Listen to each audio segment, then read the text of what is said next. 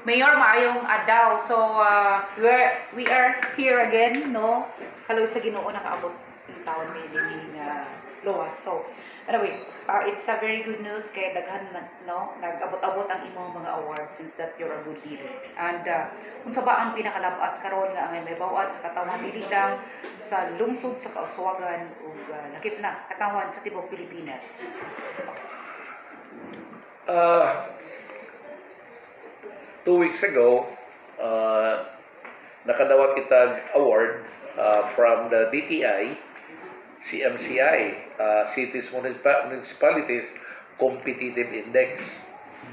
And makita ninyo diya sa gilid na we are number 1 in economic dynamism from 5th to 6th class municipality.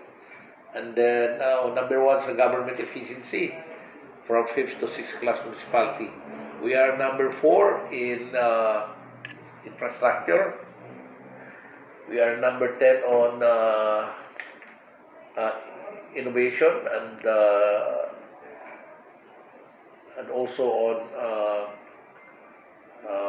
resiliency.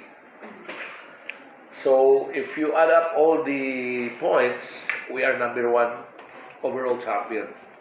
Not only on the 5th to 6th class, but we are overall champion from 1st to 6th class in terms of points.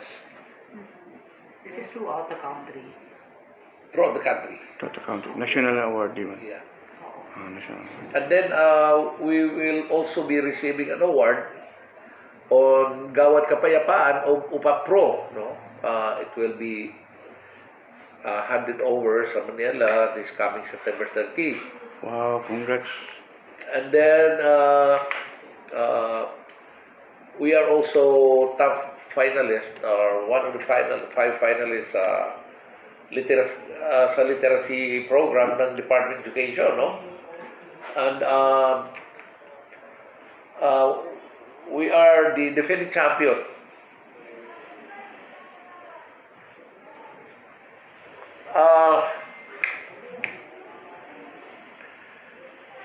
We are also, we will be validated this coming 3rd week for the literacy program.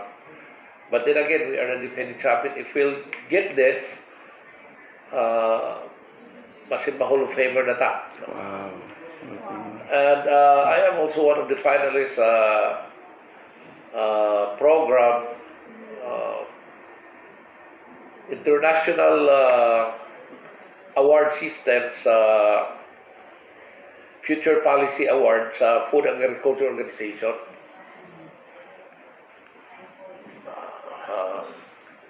I've already been interviewed. We're just waiting for the result before the end of the year, of the month. That would be on the Future Policy Award. This time, the topic for this year is all about peace. And then, also finalists, Right Livelihood Award in Geneva, Switzerland. We are again finalists on our program of the Arms to Farms.